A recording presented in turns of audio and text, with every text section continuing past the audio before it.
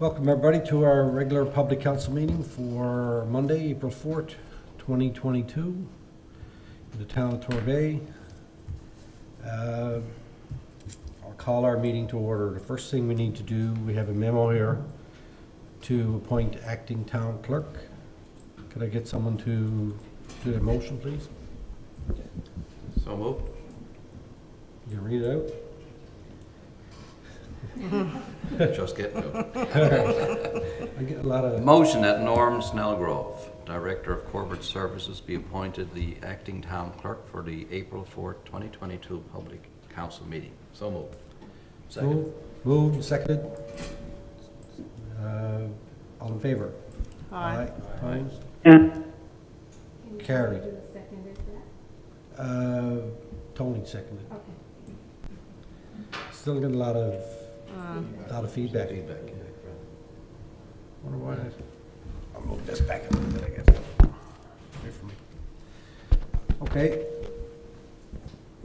New business. Councilor Tepper. None for me.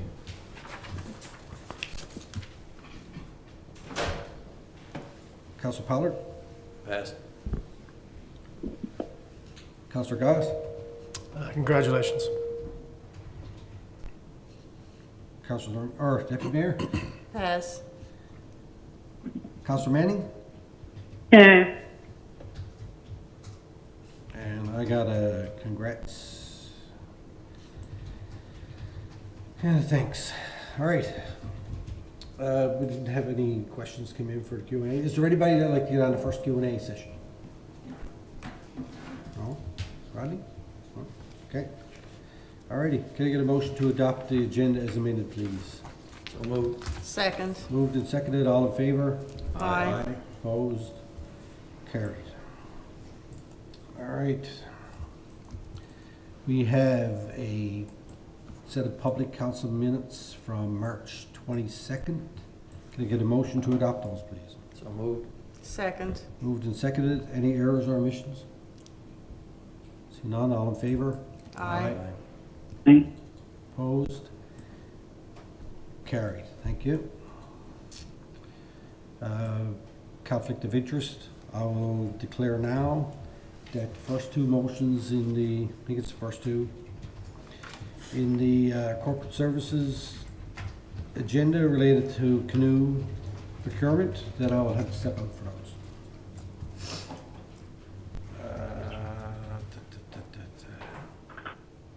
Okay. Proclamations. We have a proclamation for Green Shirt Day. Councilor Pollard? Thank you, Your Worship. Green Shirt Day is April 7th, 2022. Whereas after the devastating events of the Humboldt Broncos bus crash that took the lives of 16 passengers, Humboldt Broncos defenseman Logan Boulay succumbed to his injuries April 7th. And whereas Logan's parents, Bernadine and Toby Boulay, offered to donate his organs so that 6 lives could live on. And whereas Logan had registered as an organ donor after being inspired by his coach and mentor, Rick Sudgett, who was also an organ donor and saved 6 lives when he passed in 2017. And whereas, as news spread of the organ donation by this young hockey player, it is estimated that almost 150,000 people registered to become organ donors in the days and weeks that followed. To date, this is the largest number of Canadians registering to become organ donors in Canadian history due to one event. And whereas Green Shirt Day was created to honor, remember, and recognize all the victims and families of the fatal crash, and to continue Logan's legacy by inspiring Canadians to talk to their families and register as organ donors. Now therefore be it resolved that I, Craig Scott of the town of Torbay, do hereby proclaim April 7th, 2022 as Green Shirt Day in the town of Torbay, and I encourage all citizens to wear green, register their decision to become organ and tissue donors, and share their decision with their family. So moved. Second. Moved and seconded. Any comment? I'll just say that, you know, it's a selfless act for someone to go and donate their organs to try and hopefully save the life of someone else. And I would encourage everybody to make sure, I think it's on your license now, and on your MCP card to check off that, yes, you will be an organ donor.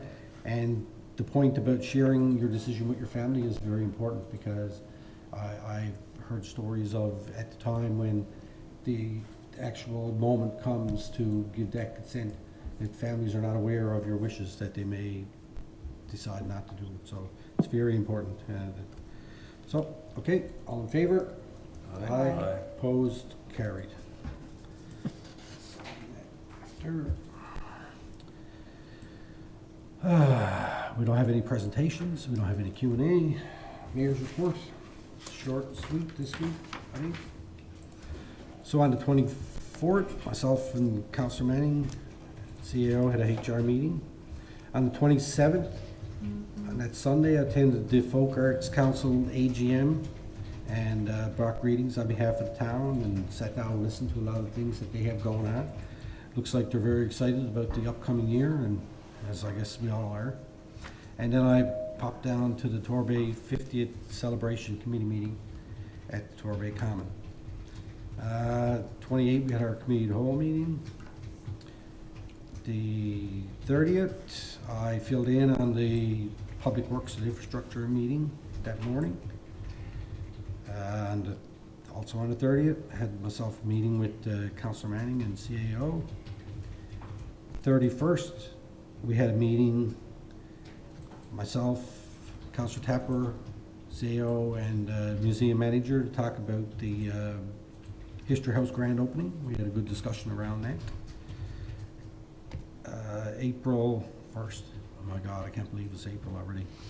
Met with, so on April 1st, we had a meeting via Zoom with our UMC members and Minister Jerry Byrne and Minister Krista Howell to talk about the crisis in Ukraine and how municipalities can help to, I guess, encourage refugees from that crisis to come to Newfoundland, Labrador.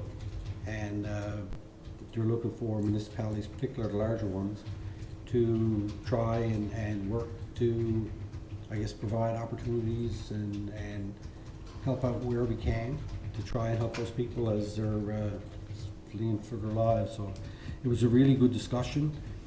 Minister Byrne gave us a lot of really good information, and I'll wait and see now how M&L are going to deal with that.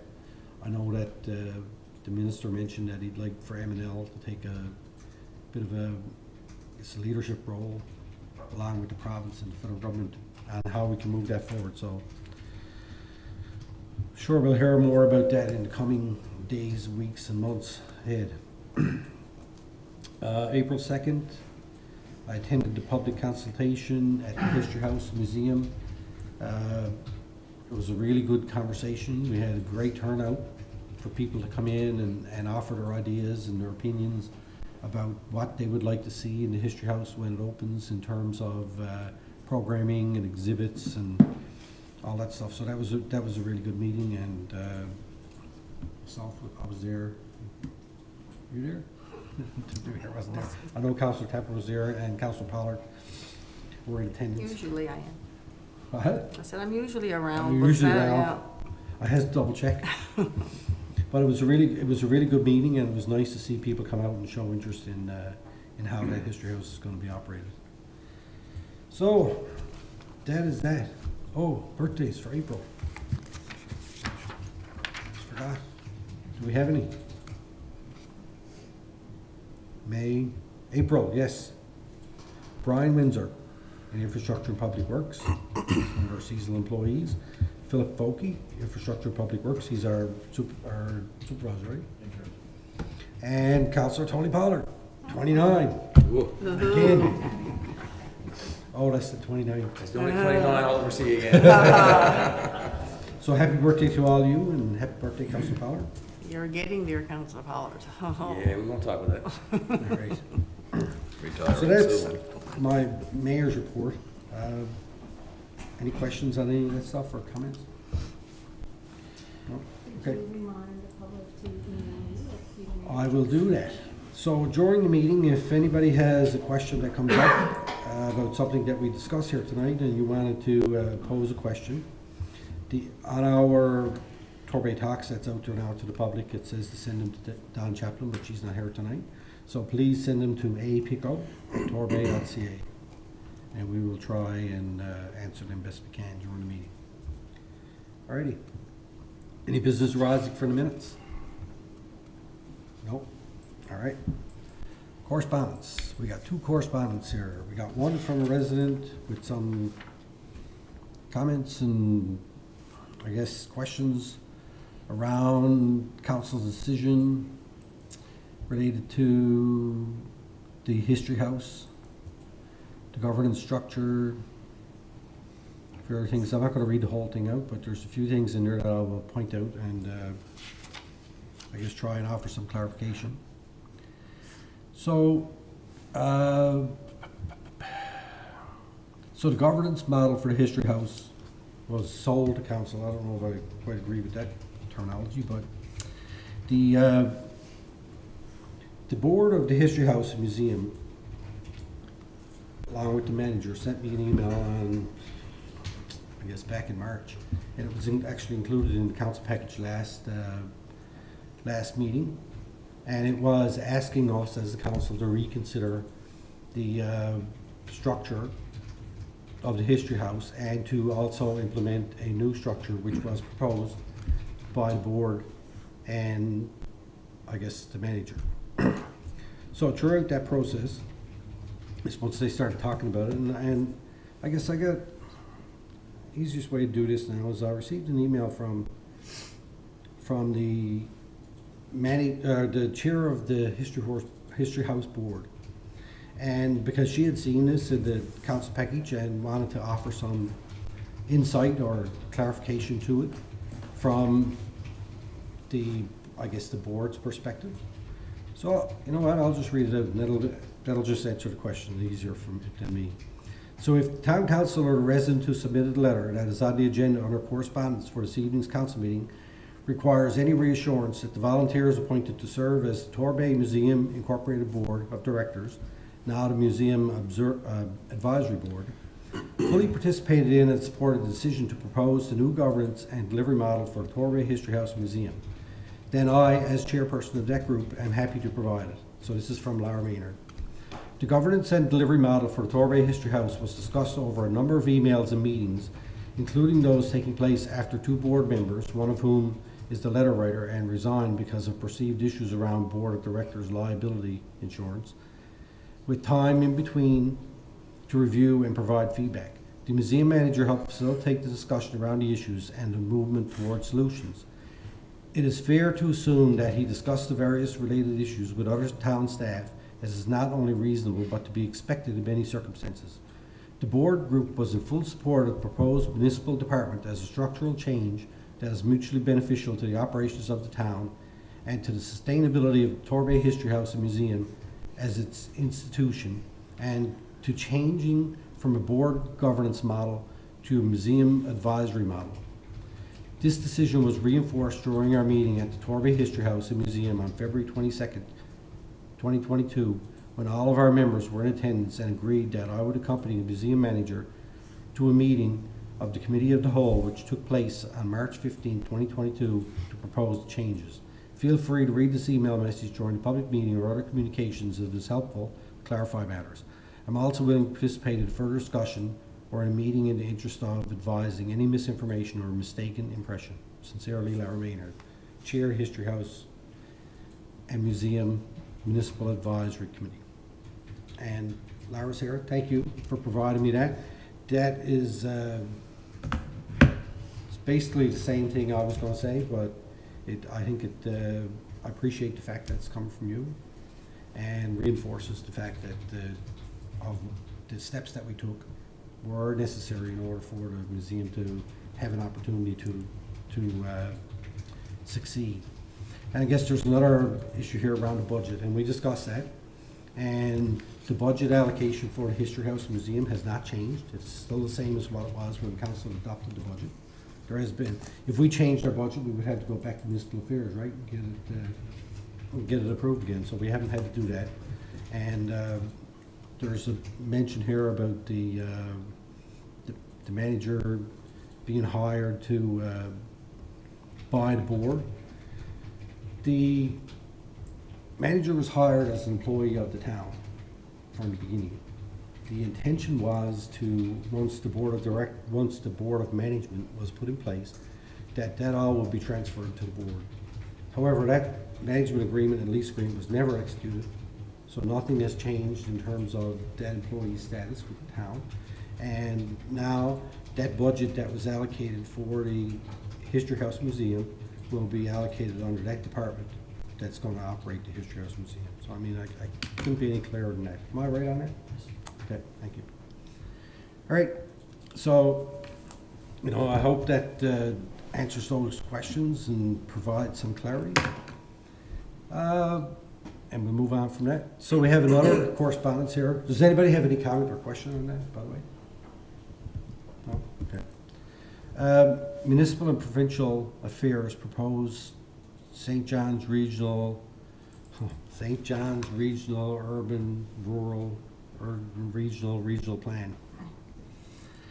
Oh my, this is an amendment from the town of Torbay, I believe. Yes, so it's our amendment that we put in, and it's just communication about that. It's following a process, so it follows a process of a public hearing, I believe, so we'll be following up on that as it goes through the committee. All right, so we'll forward that letter on to the planning committee. Now, where am I? Committees of council. Sorry, Your Worship, excuse me, did you say that was our document? It's not, that's from the province, right, for the airport? Oh, is that what it is? Yes. Yeah, okay. Oh, yes, right, it's sent to the town of Torbay, sorry, excuse me. Right, so it'll be sent to the planning department for follow-up. Anyway, it's still same result. Oh, excuse me.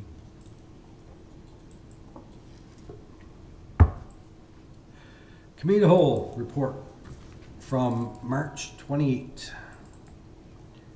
Can I get a motion to adopt those, please? So moved. Second. Moved, seconded by Councillor Goss. Any comments or errors or omissions or anything? Nothing, there's no motions in there.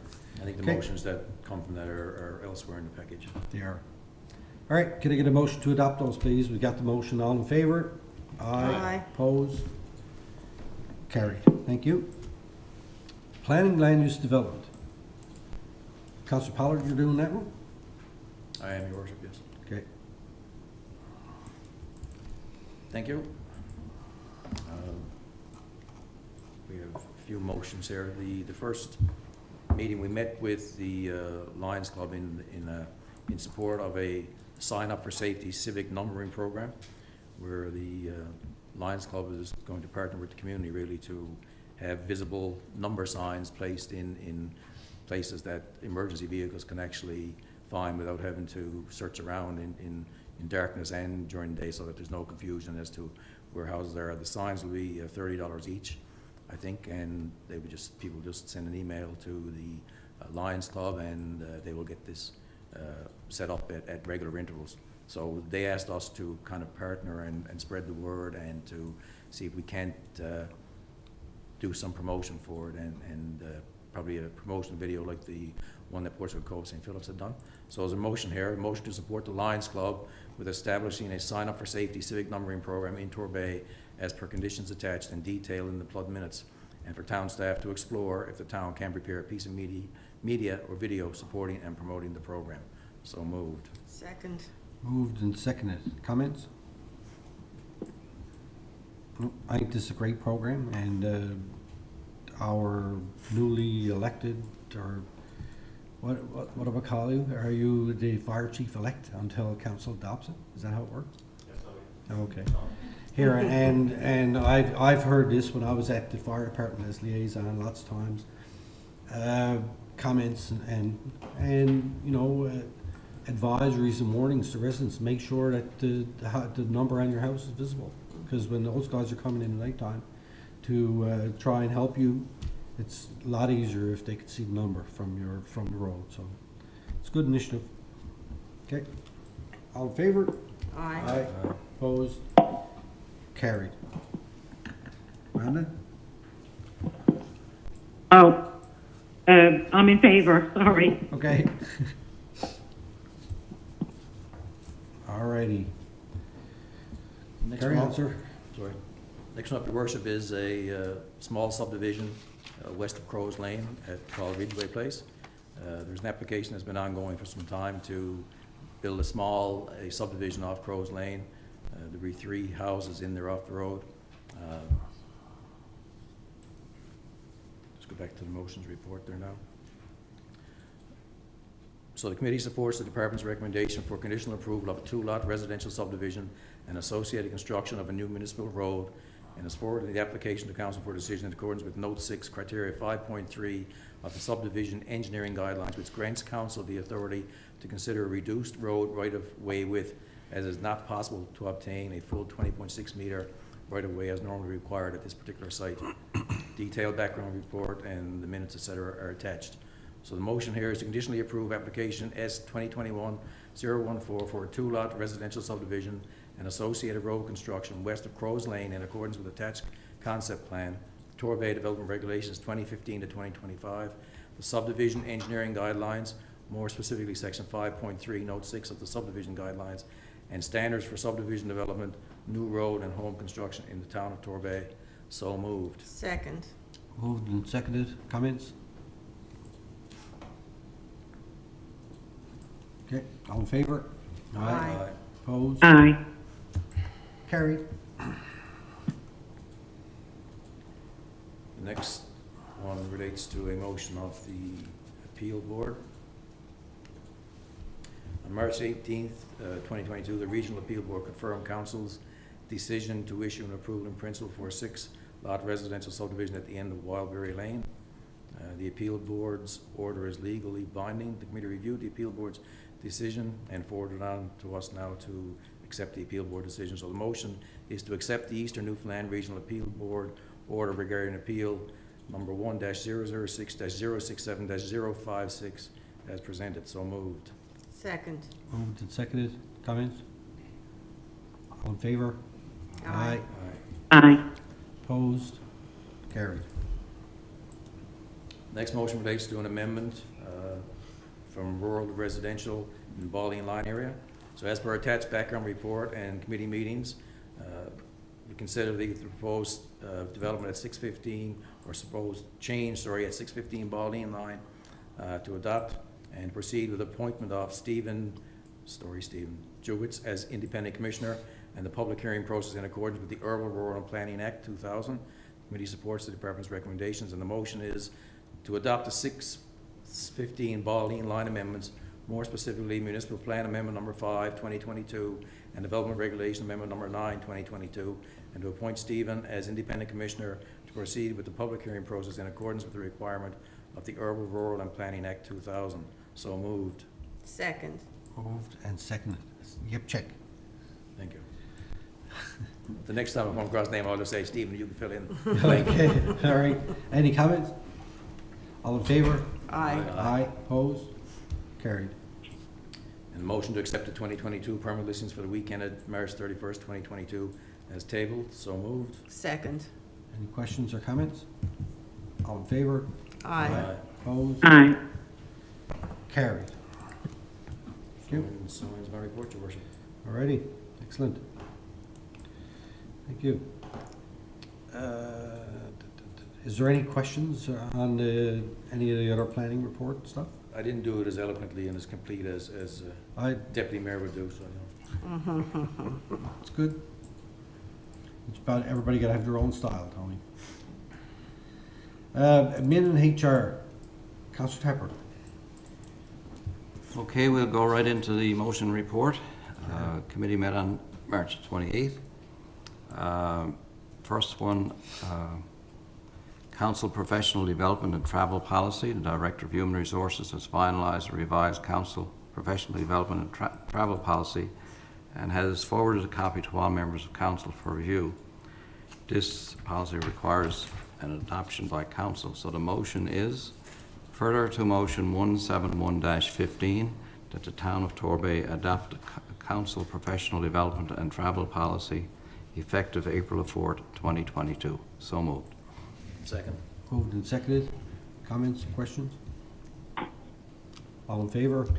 Aye. Aye. Aye. Opposed? Carried. So a copy of that policy is there as well. And that is my report. There's another one there in the second one. Hmm? There's another one. Professional Development Amendment, April 1st. Oh, I'm sorry.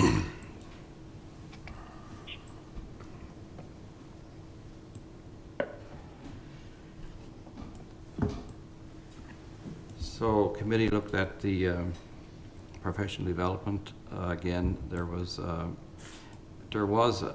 older policy in place over the, I believe, from 2018. This has been revised now. We need to amend with a new motion. So further to Arias-129-2021, that the town of Torbay support Councillor Appleby's participation at the Federation of Canadian Municipalities Board of Directors table and attendance at the upcoming FCM board meeting and conference from June 2nd to the 5th, 2022 in Regina. The town of Torbay will cover costs as per the council professional development and travel policy and the 2022 professional budget allocation for individual council members. So moved. Second. Moved and seconded. Comments? Just want to speak to the actual process of while we're confirming attendance at certain meetings, and that is important to note that during the budget process, there was much back and forth, and as you know, we went out with our initial draft budget and we got a lot of resident backlash, for lack of a better word, I guess, in terms of asking us to go back and redo numbers. We came back to the table and we had discussion around a number of items, and the whole council piece was part and parcel. But then, actually, when we sent it back to staff to come back with, we had no money in professional development at that point in time. We were actually going to use council remuneration for that. But when it came back to balance the budget where we were, we came back with a 50% reduction in what the original professional development budget had been in prior years, I guess. And so we adopted that. At least it covered, you know, some of the a minimum of expense, I guess, that council can for this year, and we'll certainly review it again in years to come. But, you know, in light of where we needed to get and the budget, this was one cut among some of the others that we had to make in order to actually balance at the end of the day. So hence the reduction in what we're doing from a professional development perspective. Yeah. Any other comment? I will just say that, you know, when we talk about professional development for council and staff, you know, there's a lot of value in that. From when we go to M&L convention, for instance, and we have an opportunity, we send two people who vote on motions that are passed there, and we get to have input into the direction that M&L is taking with regards to different advocacy positions that municipalities offer up. And, you know, it's important for us as one of the larger municipalities, I think we're 10 or 11 in the province, to make sure that our voice is heard there. And this, as well at the Federation of Canadian Municipalities, a lot of good learnings and opportunities there to meet people and learn. And I guess that's what the biggest benefit from that is. You go there and you learn from people who've been serving on councils for many years, and also people that have just come to council, and they bring forward different ideas and new ideas and things that we look at and we adopt. A lot of those changes that we've made in terms of our council package and putting it out to the public and how much information we put out there, a lot of other towns in the province have adopted that after seeing it when we go to M&L and ask us how that happens. So, you know, there's a great collaboration that happens there, and in particular now that regional government is going to be coming up as a big discussion point around the province, that it's important, you know, that we are there to to try and make sure that we offer our influence and our opinions on this. And, you know, we have a small budget this year for our professional development, and we're gonna have to work within them guidelines, and that's, you know, that's all we can do. Anyway, any other comment? I just like to Go ahead, Brenda. interject there and just agree with both comments made by yourselves. The biggest part of this is budgetary cuts. We have to stay with, we have to stay within what we've chosen to do and had to do. Even though this is a good opportunity and, you know, like you said, good information and stuff, but because of the budgetary issues, we really have to keep in mind where we're to and what we can spend. So I'm in favor of this. Councillor That's Pepper. it. Yeah, just to mention again that, you know, we had some deep discussion on this at committee level. And obviously during the budget presentation as well, and during that presentation, or even the debate, we looked at PD, professional development, and also council remuneration, maybe as a way to you know, find some or change some numbers. So that's why we decided to cut the PD by 50%. And you know, if councillors want to travel, you know, and there are limitations in our new policy, but if they want to top them up, obviously they got to look at remuneration and other ways to do that. So, you know, we're not pointing fingers at anybody here, because we're all going to be in the same boat. If we want to go to the FCM, it's going to be costly, and $2,000 don't cover much for an annual, you know, allocation. So, you know, I'm in support of this motion, and you know, we'll, and again, it's for a year. We'll kind of look at the budget again next year, and we may do better. So. Okay. Your comment? I just want to, without reiterating what everybody else is after saying, but this year, budget discussions were very difficult, and we had staff that were affected, and we lost the commissionaires as a result. And I know some of our operations may have been negatively affected by the cuts that we had to make. And it's unfortunate, but as Councillor Pollard said, originally we had nothing allocated. We took out professional development, I think, for staff and for council, and came back recommending half, because there was some mandatory training at that time that the CAO said that we would all have to participate in. And so, you know, it is what it is, and maybe next year we'll be in a different situation. I, for one, was the first one when Mayor Codner was here trying to influence the decision at council to have one person participate in that, and it's very beneficial. But I guess the big thing now, nothing else COVID brought to our attention, is that you can attend any of these virtually. So I'm in support of the motion. Thank you. Okay, thank you. Any other comment?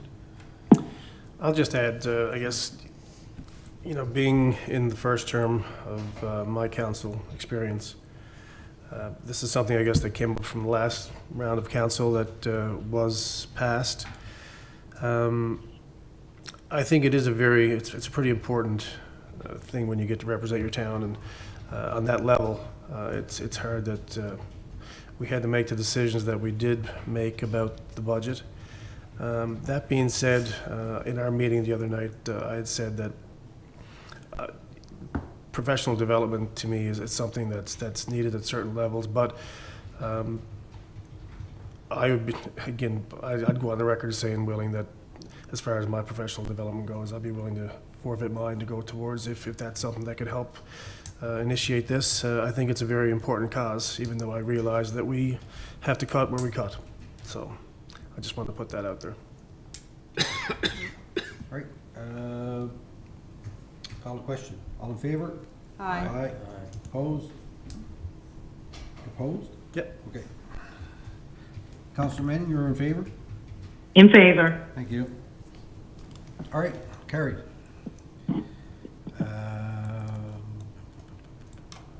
That's it for that report. That's it? Okay.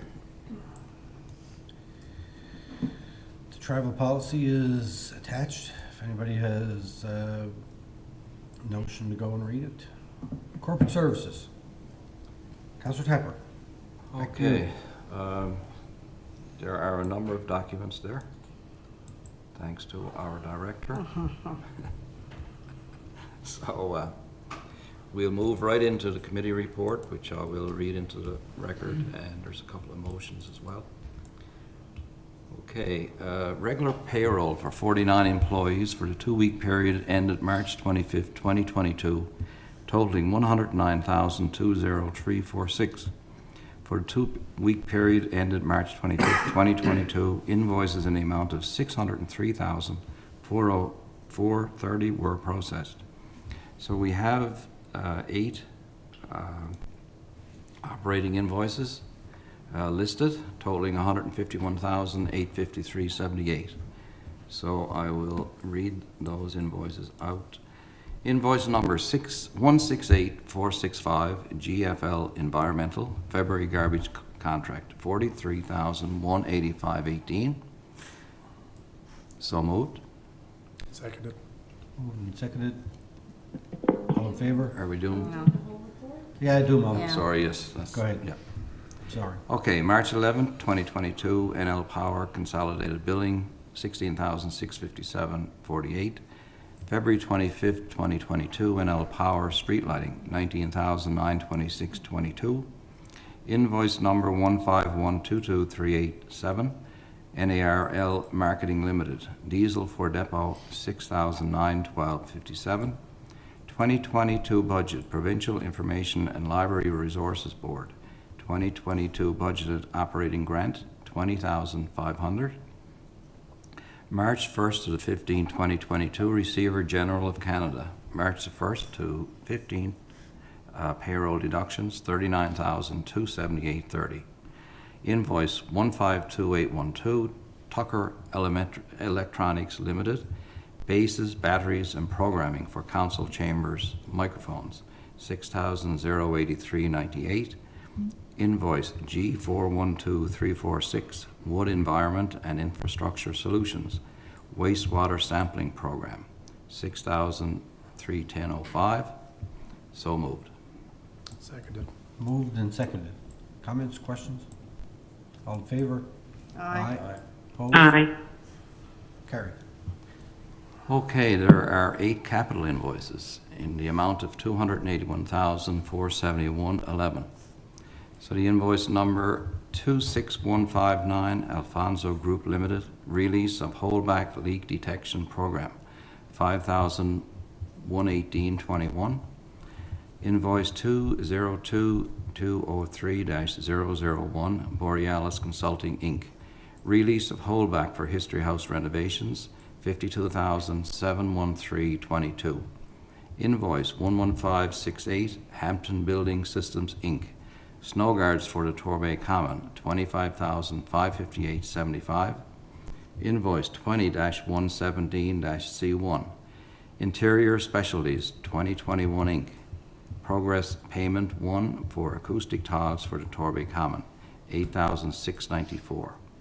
Invoice 20-117-C2, Interior Specialist 2021 Inc., Progress Payment 2 for acoustic tiles for the Torbay Common, $59,892. Invoice CP4R01, Modern Paving Limited, release of holdback on Ready Drive Gas Tax Project, $97,110.12. Invoice 2021-012-10, Progressive Engineering and Consulting Inc., 2021 Torbay Streets Materials Testing, $19,718.13.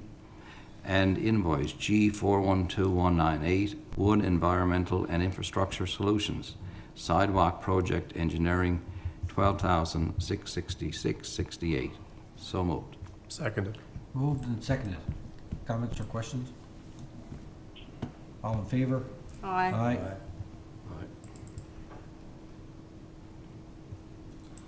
So, Counselor Manning? Aye. In Opposed? favor. Okay, carried.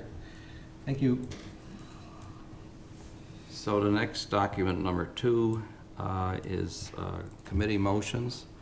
And I believe the mayor... I gotta step out for these Yeah. first two, I guess, the ones that deal with canoe procurement. Yeah. So I'll hand the chair over to Deputy Mayor. and I'll probably go to the back. Okay.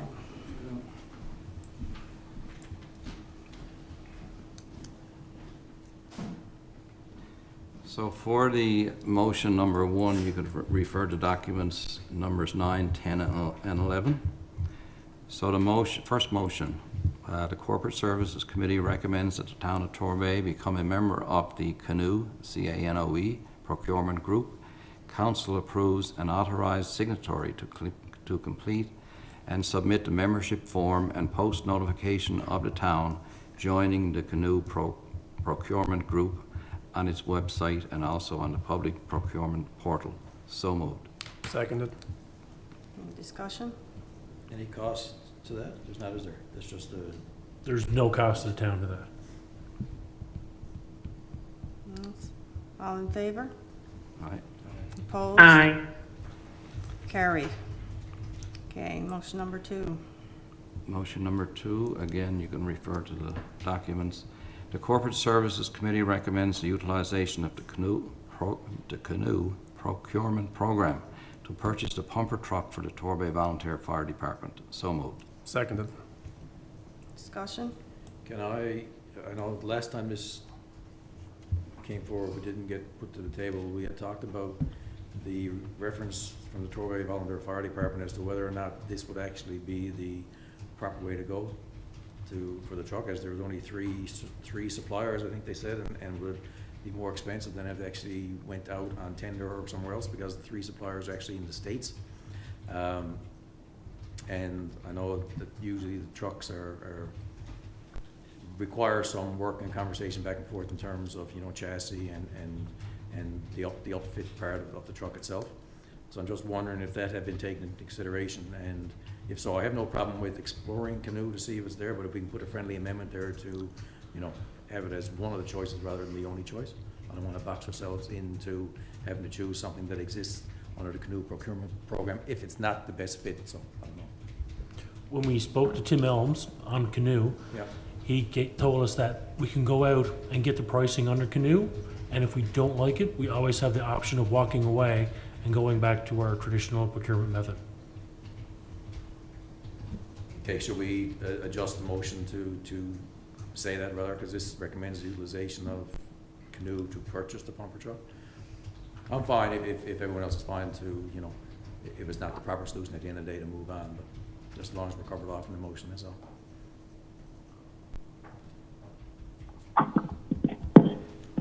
I kind of agree with Tony on this, if we could put some word in there, maybe utilization of the CANOE procurement program, if appropriate, to purchase the pumper truck for the Torbay, right? That'll work. We could explore, Yeah. Okay. the other option. Okay, so we got that in? Okay, so this is friendly amendment, so we can... Okay, any further discussion? No? Okay. All in favor? Aye. Opposed? Aye. Motion carried.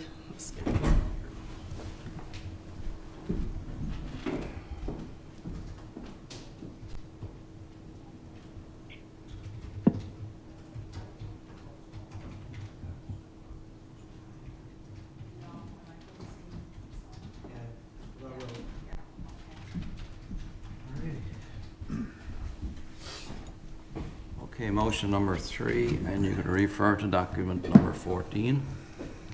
I'm sure you've done that already.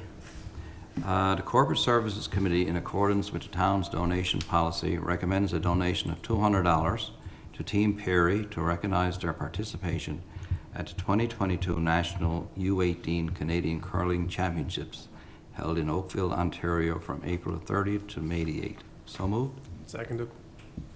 Moved and seconded. Comments? All in favor? Aye. Aye. Aye.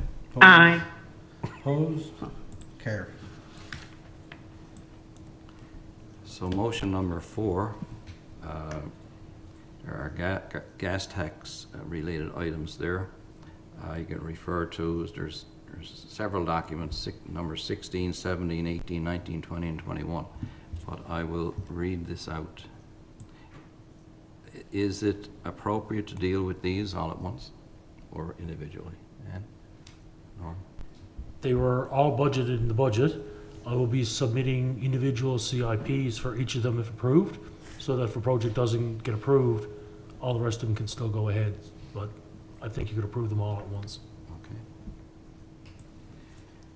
Okay, the Corporate Services Committee recommends funding the following projects through the 2022 gas tax budget and authorizes the Director of Corporate Services to submit capital investment plans for each project to the Gas Tax Secretariat.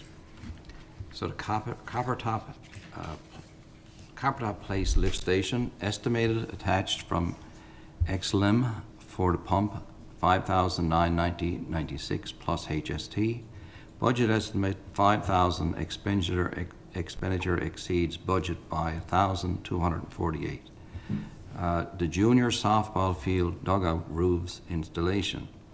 Estimate attached from Grand Concourse Authority, $11,233.24. Budget estimate $12,000, expenditure is within budget. Lift station panel replacement, Marine Drive. Estimate attached from XLIM for the pump, $38,570 plus HST. Estimate attached from Rodco Mechanical for installation, $10,500 plus HST. Budget estimate $55,000, expenditure is within budget. Discolored water and pressure issue study. Estimate attached from Wood Environmental, $64,570 plus HST. Budget estimate $75,000, expenditure is within budget. The last one, replaced piping at Ready Drive Lift Station. Estimate attached from Rodco Mechanical, option 2, $23,750 plus HST. Budget estimate $30,000, expenditure is within budget. So moved? Seconded. Moved and seconded. Comments? Just on those, they were in the budget as being covered under gas tax, right? They were all covered under gas tax in our original budget, yes. Okay, so if they don't meet gas tax eligibility, they're gonna fall off the budget, we're gonna have to find somewhere else. They will fall out, yes. Okay. Any other questions? All in favor? Aye. Aye. Opposed? Carried. Motion 5. And the Corporate Services Committee recommends the submission of a revised capital investment plan for the 2021 Country Drive and Red Drive gas tax project to include the additional project costs incurred and authorizes the Director of Corporate Services to prepare and submit the revised capital investment plan. So moved? Seconded. Moved and seconded. Questions? Was there a dollar amount associated with that? Was that the $97,115 that I saw somewhere earlier? That is, it's release of the holdback. It's the release of the holdback is completely over the original approved amount. That project is complete now, right? Brian, is that complete? Ready Drive and Country Drive? Ready Drive portion is, yes. Was there the other portion covered under gas tax as well? It was covered under gas tax, yep. But we got there's a holdback for, there's a holdback for the Country Drive portion as well. Okay. Were they done under separate capital investment, anyway? The capital investment plans when we went there? No, they were both done under the same plan, and then Crowley Place was added as an amendment to the plan, which was approved as well. Just got another question with that for Brian. So I assume that the speed bumps, that's one of the things on Country Drive? 'Cause- That's the outstanding item, Yeah, yes. all right, thanks. Any other questions? All in favor? Aye. Aye. Aye. Opposed? Carried. Okay, there are several other documents there for your information purposes. Document 3 is the committee minutes. Document 4, the agenda. Document 5, invoice processed March 12th to 25th. Number 6, invoices over $5,000, March 12th to 25th. Number 7, check registrar March 12th to the 25th. Document 8, revenue and expenditures to March 25th. Any questions on any of those documents? I have one more question back to the motions again for a second. If they don't get approved by gas tax, that will come back to council to know, right? We'll know that they're denied or whatever it is? Yes. Okay, thanks. Okay. Any other questions? Thank you, sir. Thank you. Economic development and tourism. Did you want to do that, Rhonda? Sure. I can read it out, yep. Sure, go ahead. You don't have to read it all. Okay. We had this meeting on March the 24th by Zoom, and it was myself and Councillor Appleby attended, and EDO Lawrence. We discussed Kelly Coast Agricultural Plan update. There's another steering meeting coming up. It was scheduled for the 29th. EDO Lawrence would have attended that one. Torbay Business Awards update. The nomination evaluations have been received, and all 3 selection panelists and scores tallied. EDO Lawrence is reviewing quotes for awards for the 6 categories and working on logistics of an in-person event on May the 11th at the Commons. Youth Entrepreneur Project. This one is really like this one. Committee discussed how the budgetary support for this initiative will support all 3 schools in Torbay. And EDO Lawrence met with the representative from Holy Trinity High School regarding the enterprise project, and they'll be getting judges to participate in the event. New this year is participation from the Holy Trinity Elementary and Juniper Ridge schools, which is really exciting, and they all seem to be really into it over there. So I look forward to projects for each school will take place end of May, early June. More details to come. MNL's Big Data Demographic Project Update. There was a Zoom meeting on Thursday, March the 31st, which some of us attended. There was a lot of information coming out of there concerning the demographics and how it's going to be helpful. Community Business Support Updates. CDO Lawrence informed committee that the town has applied to take charge to support lighting upgrades at the Torbay Volunteer Fire Department, main station in Torbay, and Flat Wrap site. So if selected, the fire department will receive $10,000 to complete the project, which would be great. So also to inform the committee that Torbay Folk Arts Council has requested support in completing a Heritage Canada application that is due April 30th. So if that's successful, it'll be $20,000 provided to support the development of a special event festival in 2023. And tourism is the Year of Garden initiative. Town will make available seed packets for residents to avail of, starting on the day of the garden, which is June the 18th. Seeds will be red variety flowers, supporting the national color theme of Canada Garden Council. And new business in EDO Lawrence informed committee that Nonia has changed its name to Energy Newfoundland. The meeting was adjourned then at 6:38. Any questions regarding this? Questions? Anybody? No? Thank you, Councillor Manning. You're welcome. All righty. Infrastructure and Public Works. Councillor Pollard. Thank you, Worship. We met on the 30th, myself and Mayor on Zoom, and Brian as well. The History House project, over the past, I guess, number of meetings, we've deferred an amount that was charged by Borealis to us for delays and projects, and we're trying to go back to negotiate some of that money out of the charge. We managed to get it reduced from 6,000 to 5,000. There was a fair amount of time spent extra in terms of finishing off the History House, especially related to the specialty trims and things of that nature that were there. So after a back and forth, they reduced it by $1,000. So the motion here to accept the revised amount of $5,000 for the extra supervision and coordination as part of contemplated change order number 22 presented at the last council meeting. So moved. Second? Moved and seconded. Comments? All in favor? Aye. Opposed? Carried. The rest is pretty informational till we get down to what I guess D is sidewalk project. I was just speaking to Brian prior to the meeting, will be late April or early May start, so as soon as the weather clears, and looks pretty favorable at the present time, that we might get out the door a little bit earlier with a few nudges.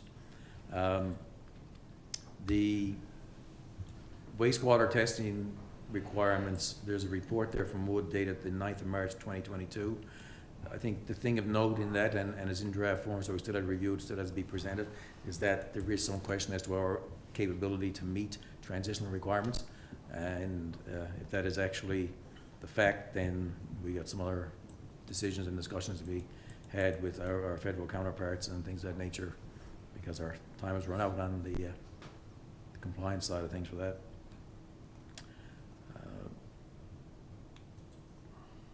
In relation to the multi-year capital works projects, we're in receipt of a letter from an engineering company actually asking about the process for award of the tenders, and Municipal Affairs has actually changed, or not changed, that they pre-qualify a set number of engineers now and say that essentially they're all equal in what they do. So it comes down to, as the letter suggests, mainly a who can provide the lowest price scenario, and they'd ask us to go back out and, you know, go against this list. And I don't mean go against it from a professional perspective necessarily, but rethink the way we did it and go RFP to try to get better value for money. And we had some discussions around it, I guess, and it comes back to, it's probably not our place to go back and say, it is not suitable for us when, you know, there's many engineering companies out there that are pretty well qualified. It should be a civil, and PEG and L really should go back to the province if they have an issue with the way the province is mandating that the consulting services come forward to us. So anyway, we went out and there were some 16 bids received. They ranged from 96,000 to 198,000. So just look at the span in numbers alone. Right, that's 100 grand from you know, highest to lowest, and there's 16 of them. So there's, you know, there's incremental bids. There's some there, you know, just over the 96, say 98 or 100, 105, and then it increases based on who wants to throw a dollar at the page.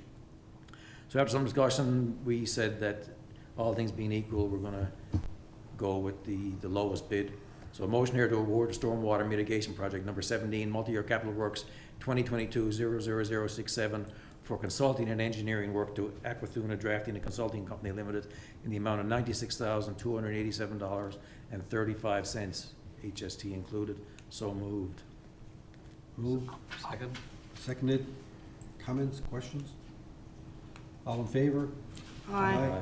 Opposed? Aye. Carried. So ends my report, Your Worship, unless you got anything to add from being there. I'm just going to add a little bit on transitional authorization, just to explain to people what that is.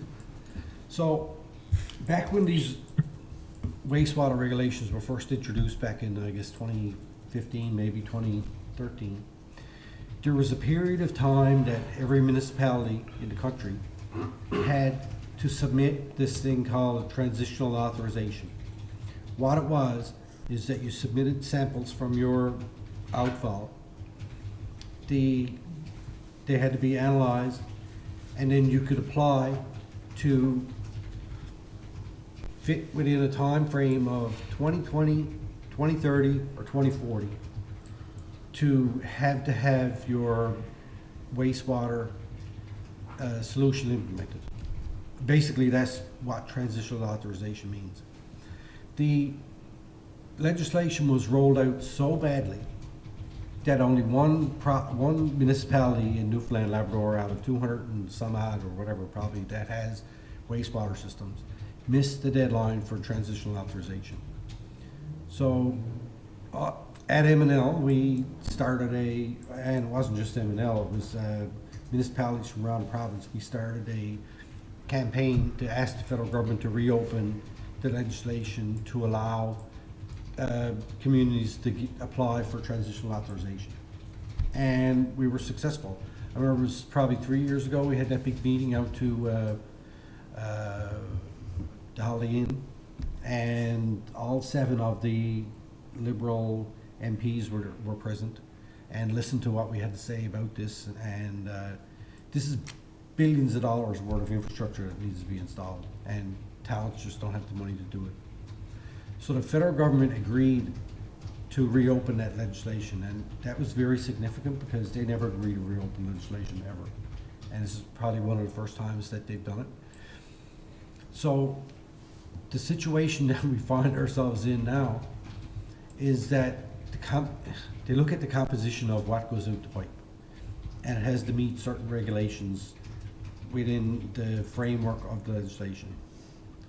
I think what Councillor Pollard has mentioned, and the fear is that we are not going to be able to get a transitional authorization to 2030 or 2040 or whatever the date is, which means that we're already non-compliant with 2020. Everybody in the province, with the exception of 1 or 2, a few municipalities, are not compliant right now because they either don't have the proper solution in place or they missed the transitional authorization.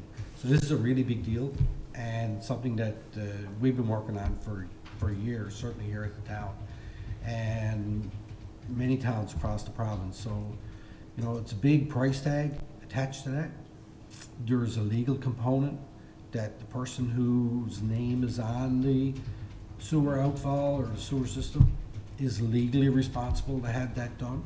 So I don't know where that's going to go from there, but I do know that fisheries officers had showed up in certain municipalities across the province with letters to the town clerk or to the town manager, and, you know, threatening fines or even potential jail time for not being in compliance with this legislation. So it's important. It's something that we've been looking at since ever I've been on council, looking at our wastewater and how we're going to deal with it. But it's a huge price tag. So I just want to let people know that that's where we're to, and hopefully we're going to be able to go back to the feds and find out where can we go with this.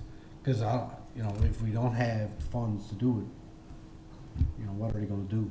Even though we really want to do it, but you know, adding $16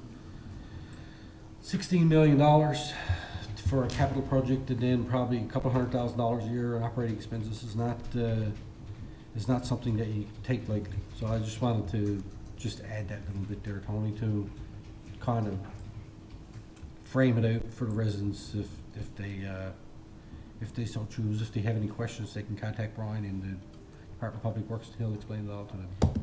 Anyway, Just on that, Craig, can you remember, they went back and revised or gave everybody a second chance at transitional opportunities, right? Yep. And obviously we fought outside, but when the original one came down, there was, and you said it was a mess when it was introduced from a legislative perspective. And there was a legislative disconnect between the actual regulations themselves and the enforcement of those regulations. Do you know, did they ever address that? Because that was one of the points they were trying to do. It wasn't so much that the regulations were bad, it's just that no one told or made the gap or cleared up the gap between that and the enforcement side of things. So the enforcement officers were actually doing what they were legally had to do under the law. right. And there was no wiggle room in the law, and they said that was one of the gaps. I don't know if they addressed that or not. So- In which case, transitional provision probably won't be as necessarily detrimental from a worrying about getting arrested perspective. I believe they did address it, and once it was raised, the department stopped basically enforcing the and going around with those letters, and because there was a lot of people were feeling intimidated there, right, when it came to that. So I do know that that enforcement piece, once they agreed to reopen the legislation, I think the enforcement stopped at that point until they redo it and adopt it again at that point. And to your point about the when they rolled it out, I remember I was only on council probably a couple of months when they had the convention that year in St. John's, and there was representatives from Department of Fisheries and Oceans on the stage, and the place was full, taking questions about this legislation. And I know that a lot of people walked out of that room that day and assumed wrongly that this legislation didn't apply to me because my community is only so big and we only have so many outfalls, or this was the information that was basically false information. They were basically given their answers to their questions, and a lot of people walked away that day and never thought about it no more until we all received a letter saying that we weren't in compliance. So, you know, it's unfortunate it went that way, but hopefully as we move forward, we'll be able to work within that legislation and come to some kind of solution, so. All right, thank you. Back to you, sir. You finished? All right. Okay, Recreation and Community Services. Councillor Goss. Thank you, Mr. Mayor. We met on March 31st, myself, Director Jen Martin, and Deputy Mayor Mary Thorne Goss. The agenda items, we will be hosting a volunteer appreciation event on April 25th at 7:30. Invitations to volunteers and community groups will be sent out next week. Summer camp, day camp registration will occur on May 11th at 10 a.m. The camp will run for 8 weeks, June 27th to August 19th at a cost of $150 per week. Parents and guardians will be permitted to sign up for multiple weeks. Some program stats. There's been 451 registrations for report programs in March, bringing that in about $3,500 in revenue. There was a step challenge during the COVID lockdown, total of over 4 million steps, and the winner actually had over 1.2 million steps, which is a lot of steps. We had a discussion regarding Torbay Common with alcohol event requests. We're going to take them on a one-by-one basis to ensure no minor sports or community groups are in the building at the same time. Rentals, there's been about 21 one-time private rentals at the Common. That does not include the regular weekly rentals as well. The committee discussed current structures of the recreation facilities and staffing model. The acoustic panels have been installed. The walking track in the gym will be closed until April 8th. Some other things, fireworks. The department is planning to host fireworks displays in August for Torbay's 50th birthday and New Year's Eve. There'll be no Canada Day fireworks this year. Funding, the department was awarded funding in the amount of $4,952 under the Community Health and Living Fund, go towards youth programming. The 2022 Chief McGraw Awards, information will be announced on April 4th about that on the town's website.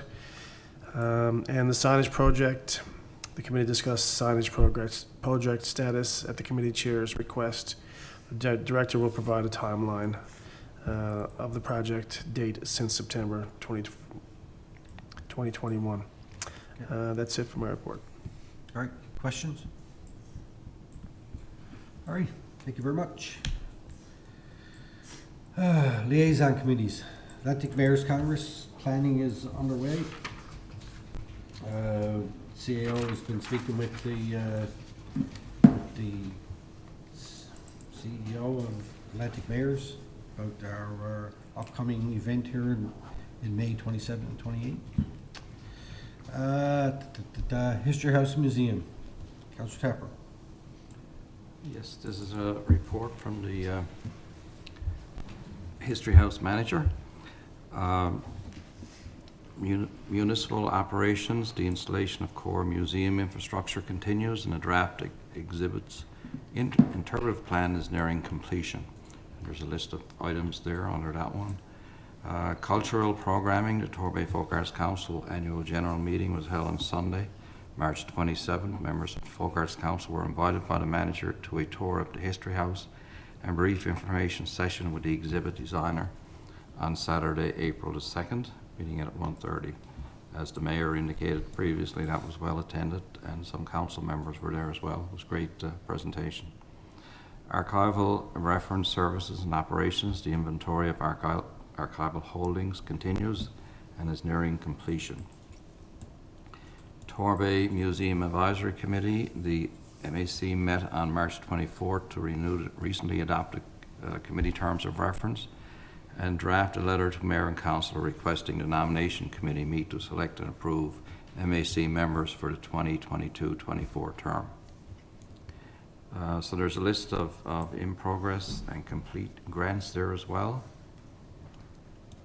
And the Municipal Records Management, the manager is preparing to meet with the Chief Administrative Officer to discuss Torbay's Municipal Records Management Program, including a review of the current records retention schedule and beginning planning for an organization-wide records inventory. So that's it. I just mentioned as well, you know, this last week or two, there's been you know, a good bit of activity up there. We've got some volunteers to go through some of the documents, and there's been some exhibits, artifacts moved in, and those of us who were up around the weekend, you know, really, I think, especially the public consultation meeting, were impressed with the building inside and out. So this is moving along quite well. Great. Any questions on that? All right. Intergovernmental affairs. When we were on the Public Works Committee meeting Wednesday morning, I sent off an email actually to Mayor Breen at the city to inquire on the regional water supply and about how we go about getting a meeting with the Regional Water Board. So I heard back today from the city manager, and I got a meeting with him tomorrow morning, myself and CAO, and just to find out a bit of information. I have some questions that I'm going to ask him, and then when I do that, I'll report back to council on what I heard and what our path forward is. I think it was pretty good for him to get back to me so quickly, and to do that. So myself and Don have a meeting with him tomorrow, and I'll let you know what he says. But it's a, I think, positive step in the right direction, depending on what he says. Jack Byrne. Councilor Dawes. I couldn't be there last time due to some COVID. So We met on the Thursday of last week. 24th. We reviewed all of the financial statements for the arena for last year. The good news is there's no subsidy payments required from the town for this year. There was an income or loss from income from operations of approximately $7,000. A loss after depreciation of $5,000. That compared to a loss of $63,000 prior to depreciation in that last year. So a little better, obviously, because of the COVID situation being a little different than it was. I have a copy of the partnership financial statements that we can pass off to Norm as well, because he's going to need those for our audit. The proposed budget for 2022, I guess, slowed a bit because of the first part of this year when we ended up back into sort of COVID lockdown again from a stadium usage perspective. They plan to leave the ice on all year long this year because they do have some extended requirements or groups interested in playing all year long, so they're going to try that. And there's some interesting activities coming up for them too. The NSO is going to be down there, just of note, and of course the regular craft fairs and things of that nature. So they're forecasting that they'll probably be in the area of $25,000 to the good at the end of the year. So hopefully we keep our fingers crossed that that'll work that way. There's some discussion again around the member towns' utilization and how we can get Portsmouth Grove St. Philip's to pay for their fair share. So that I don't think that's going to go away. I think it's just going to be some other type of discussion, and we'll talk about that again at the next meeting. They had some trouble with the well. The well pumps actually burned out, and they had to be replaced. I don't think there's going to be any requirement for the town. They'd probably be financed and written off over a number of years, so the impact won't be asking for anything up front. I could be wrong on that, but we'll see how that comes out at the end of the day. But it is what it is at this point in time. So, you know, it looks to be in better shape than it was in previous years. I don't think we're out of the woods yet by any stretch of the imagination. I think we got to turn that dollar value to more than the $25,000 bottom line somehow, because, you know, while there's cash and they're not coming back to us for cash, there is some liabilities like severance liability and things of that nature that has to be paid out, and the loan that we got under the federal government for COVID itself has to be paid out, so that has to be come out of the cash that exists at the present time too. So once we get to that point, we probably end up a little tighter, but as of right now, things look good for this year, and we'll update once we get to mid-year again anyway. So that's my report on that, Your Worship. All right, thank you. That's good news. And I mean, as we move further on, I guess, and away from pandemic stage and into endemic or whatever stage we're into now, that that facility will pick up steam and get back to the way it used to be, hopefully. But this is a good point. And to your point about the Portugal St. Philip's piece, I know that some of the other mayors have raised that with me as well, and so we're going to, I guess, have a meeting, talk about it, toss around a few ideas and see what comes up. But We may talk about that. yeah, yeah. First of May. All right, thank you very much. Northeast Avalon Joint Council, Deputy Mayor. Our next meeting is next Wednesday night, 13th. Excellent. Thank you very much. RNC, I would say that I have noticed a increase in presence of the RNC in our town as of late. I know they stopped into the town hall last week and at least, and they took a picture and posted it on social media to let people know that they're in the town and they're doing patrol. So, you know, it's important that we keep reaching out to them, make sure to keep doing that. And I know they're doing what they can with the resources they got, but I appreciate them doing that, stopping in and having a presence and being seen around. So that's half the battle. Do you know, in mentioning that, if the town, as per MHA Wall's suggestion, wrote a letter asking for more funding, I guess, with regards to, for the budget, for more funding, because that was a request that Jody put out there for the public and for the towns and what have you, and especially for us to put more funding in for, To the provincial government? yeah, Yeah, we never For really now. we didn't have a discussion on that as council okay. and to bring forward a motion to write the letter. So probably we'll talk about that maybe at our next community hall meeting. Yeah.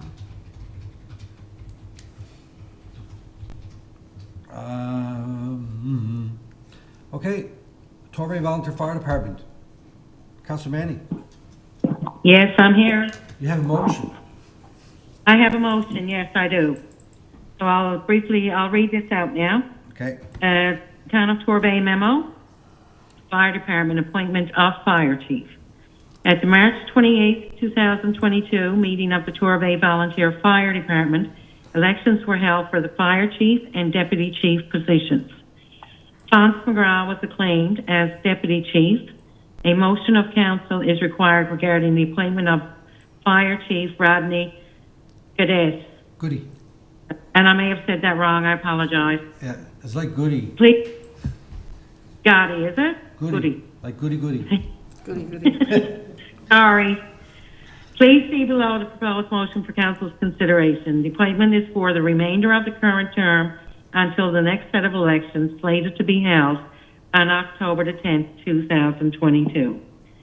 The election was done, votes were done via proxy and in person. So here's my motion.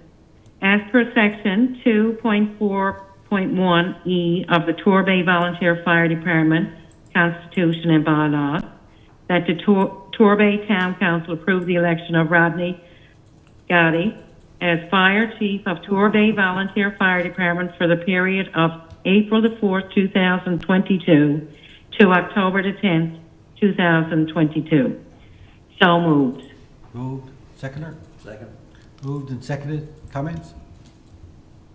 Any comments, Rhonda? Well, I'd just like to say congratulations to both. Okay, thank you. Yep.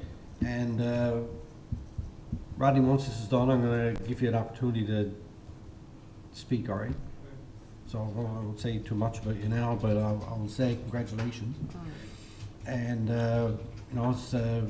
we're in a transition period right now with the fire department.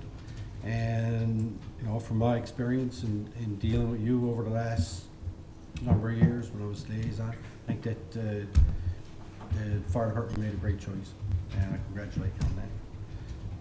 I'd just other- like to say congratulations to Fons and yourself as well. And I'm looking forward to now taking off that mask in a few minutes, so I'll be actually able to identify it, because I don't know, be able to put the face and the name together, so congratulations. You ever come in? All in favor? Aye. Aye. Opposed? Carried. UMC, I gave a quick update actually earlier on that about the meeting that we had with Minister Byrne the other day. We got no notice of motion. New business. Where am I to?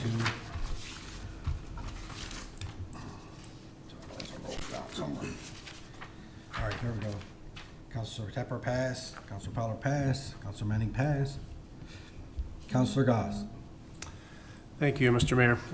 Just like to offer some congratulations. I think we made some history with our local high school team this year. In a bit of history behind it, we coming into this season, we were destined what we thought to be a Tier 2 team. And we had to play in a play-in tournament that we actually won the Tier 2. We knew we were good enough to play the Tier 1. And on the last game of the season, we beat Gonzaga 2-1 to claim first place in the Metro Division, which is a first time for the Holy Trinity School. I think if somebody, from what I've been told, that some older members were there and they can never remember it. So it's quite a feather in a hat considering up against the bigger schools in there. Also, we had an MVP, Gabe Brown, a resident of Torbay. Gabe's 18 years old. He was the MVP of the league, led the league in scoring.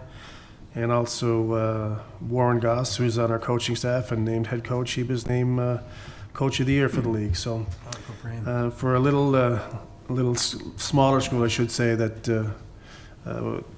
we, I guess, lit the little fire engine, but I think we could, and we did. And we just won the first round of the quarterfinals and now tied one game to one in the semis, and hopefully to make the finals. So it's been a good run this year, and I'm very proud of the boys. Awesome. That's excellent. All right. So I guess it's right around back to me. Just got to, well, first of all, I want to thank council and staff, as I always do, for all your hard work that you put in over the last couple of weeks and that you continue to do on behalf of the residents of the town. Also, I want to thank, I received an email yesterday, day before or whatever, from the Girl Guides. And they're looking for the town support to put in place some community food pantries. And they're reaching out to our other neighboring municipalities too as well, to see if they're going to be interested. And I know that CAO has followed up with them, so it's something that I told them would be a great project, and look forward to see what they come forward with. I would say congratulations to, we got so many curlers in the town. I just found out we got another one. So Luke Wilson is his name, and he plays with Team Quinlan, and they are going to the under-18 national championships along with Team Perry, who Nicholas Cotter plays for. And I just want to congratulate him on that, and I think that we're going to see probably a funding request come through for that at some point. But I think most importantly that it looks like we have a really good core of young curlers in our town, and it's pretty exciting actually. When you think about it, I don't remember ever anybody from here curling when I was younger. It was always all we did was softball and hockey basically. Nobody even played soccer. And I would also pass along congratulations to Team Young, and Nathan Young, the skip, is also from Torbay, and they just participated in the under-21 juniors. They didn't win it, but they did well, and they represented the province and our town and themselves most importantly, and well, and they had a lot of fun. So congratulations to them. And that's it, I think, for me. So, Mr. Mayor, if I can add just Yeah. one more thing there. If anybody wants to see that, I keep saying this because it's such a good thing for hockey and so forth. If they're looking forward to the deciding game for the semis, it's on April 11th at 4 o'clock at Jack Byrne. So we'd love to have some community support if anybody's out and about and wants to see some great high school hockey. all right, sounds good. I think there's gonna be a few events, hockey ones coming up at Jack Byrne soon, because I think I got 2 requests to go there for some opening ceremonies or something. Yeah, the Easter tournaments are coming up, and Yeah. yeah. So I'll make my best effort to be able to go there and participate in that. It's always fun to be able to go there and participate and offer some encouragement to the kids as they're doing it. It's an exciting time for kids this time of the year, and we got the Easter tournament back after 2 years of COVID. So there's a lot of excited kids out there to be able to travel around, and some road trips that haven't been taken in quite a while. All right, yeah. All right, thank you. Any emails come in? No? Okay. So, the question and answer, second one, does Laura or Dan, do you have any question that you want to ask? So, Rodney, I'm going to open the floor to you, buddy, for a few minutes. Get up and tell us about yourself and your new challenge that you got as fire chief. There you go. All right, mayor, deputy mayor, council, town staff. Yeah. So, There you go. oh. Yeah, mayor, deputy mayor, councilors, town staff, thank you very much for appointing me or accepting the election for me as fire chief for the Torbay Volunteer Fire Department. Like was mentioned, we are in a transition phase. The former chief was in the position for 18 years. So it's quite a change over there in their environment to go from someone there for that many years to some new blood. So I'm looking forward to the transition and looking forward to the years coming forward. We got a lot of good equipment that we're very thankful that the towns support us with so much, and we continue to improve on the services that we provide to both towns, Torbay and Flat Rock.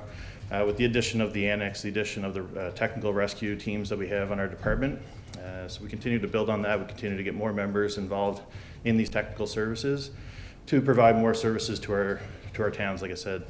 So my background, I've been in the fire service for 18 years, starting out back home in PEI. My dad was a firefighter for 25 years, so I basically was born into the fire service. I also have my full-time job as a paramedic. I've been a paramedic now for about 16 years. Full-time right now, I'm teaching the paramedic program at the College of the North Atlantic, as well as continuing to work on the ground ambulance to maintain my registration and my skills. So I bring that to the department as well. And also before I became a paramedic, I actually was the CAO of my hometown, so I have some of the experience of budgetary and municipal affairs from that experience as well that I bring to the table as well. So I look forward to using all my background, bringing that forward and bringing that to the towns that we serve. So, any questions? Excellent. Anybody got any questions or comments for Rodney? No, I'd like to say congratulations as well, and thank you for putting your name forth for this. And volunteerism. This is as far as it's pinnacle because you put yourself in life and death situations. So I thank you for that, and I appreciate all your hard work from both yourself and the deputy chief coming on board. So thanks again. Thank you. Go ahead, Ralph. I'd just like to congratulate you as well, Rodney. You're filling big shoes, a person who's been in the force for a long, long time. But I'm sure, you've got, indicated you got lots of experience, and the way you speak, of that experience is great, because again, it's a very important job, and those of us who have called upon the service of the fire department know how much, danger and everything else is involved. So really congratulate you and thank you for taking this on. Thank you. Rodney, Rhonda, did you have anything you wanted to add? No, just once again to say congratulations, and like everyone else, thank you for being there and looking after our town when the call comes in and you're needed. So thank you for that, and look forward to working with you on a more one-on-one basis. Thanks. Thanks. You as well, thanks. Rodney, I will say this, that, you know, I think that we're very proud of the fire department, and I know that the town of Flat Rock is as well. And I think that we've done our best over the last number of years to, as you said, supply the fire department with everything that you need in terms of equipment and training and all that kind of thing. And to me, it's a crucial part of the town. And I just want to pass along on behalf of council and staff and residents, congratulations to you and to Fance as deputy chief and those other people that were elected, captains and lieutenants and everybody else that's served in the fire department. From the chief down to the newest recruit, I mean, you're all very important. And I just want to reiterate that and make sure that you bring that message back to the fire department, just in case Brenda forgets. Sounds good. Thank you very much. All right, thank you. Thank you. Alrighty, so our next public council meeting is scheduled to take place April 18th, 2022 at 6:30 PM right here in the Torbay Council Chambers. And with that, I would entertain a motion to adjourn, please. So moved. Moved and seconded. All in favor? Aye. Aye. Opposed? Carried. Thank you very much.